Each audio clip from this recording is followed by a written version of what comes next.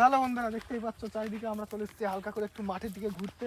মাঠের বল ভেতরের দিকে, মাঠের মধ্যে না। ভিতরে ঘুরতে একটু চারিদিকে দিককে দেখিয়ে দিতে বলবো, ঠিক আছে? দেখতেই পাচ্ছ খতরনাক লুক। তো দেখতে পাচ্ছ কত বড় এলাকা জুড়ে, ওইদিকে সূর্যটা দেখো কত সুন্দর।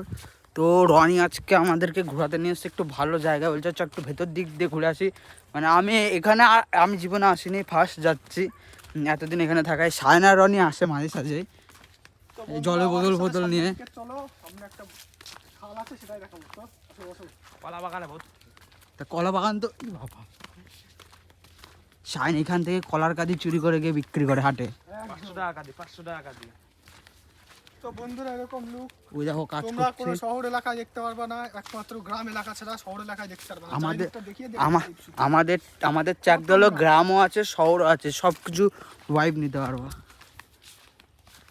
কি জানি এত দূর আইছিলাম তো, অনেক দূর আইছি। রোদ্দাই কয়দিন আগে তো আসলি, এই একদিন বিকালে আসলাম। বিকালে অনেকদিন আগে।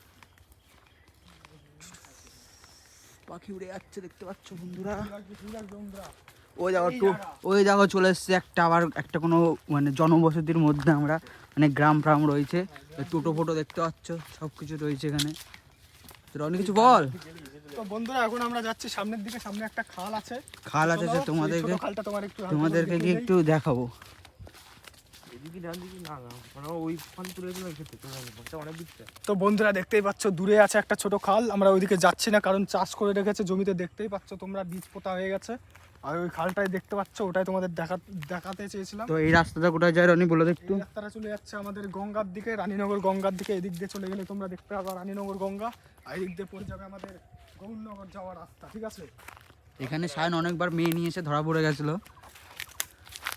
তো বন্ধুরা আমাদের ব্লগটা আজকের জন্য এই পর্যন্তই। তো দেখা হচ্ছে কোনো একটা নতুন ভিডিও ব্লগে।